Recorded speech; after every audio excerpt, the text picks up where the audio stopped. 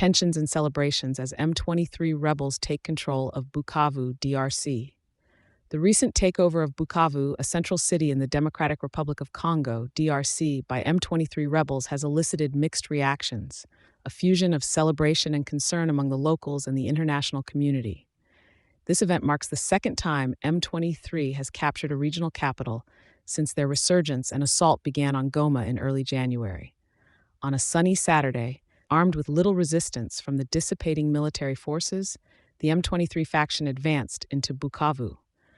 Reports from the ground described an atmosphere filled with celebration. Residents, being a considerable part of the crowd, welcomed the rebels with cheers. However, this seemingly warm reception belies the undercurrents of fear and confusion that ripple through the city. The strategic retreat by Congolese soldiers and Burundian allies from Bukavu's military installations preceded the rebels' arrival. Crucially, this retreat came after M23's capture of a regional airport approximately 30 kilometers outside of Bukavu. This move by M23 has intensified fears about their increasing stronghold and the implications for regional security. The arrival of M23 in Bukavu has not been without disorder. Instances of looting, inclusive of a World Food Program depot and supermarkets, underline the chaotic aftermath of their advance.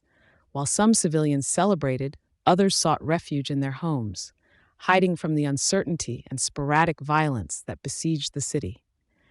This takeover comes against a backdrop of increasing international concern, with implications of widening into a regional conflict. Current responses have seen a surge in calls for peace and de-escalation, spotlighting the international community's apprehensive watch over the situation.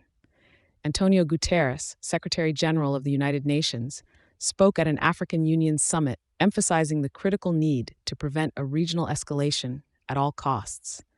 The capture of Bukavu by M23 not only signals their growing influence within the DRC, but also poses significant humanitarian and geopolitical concerns.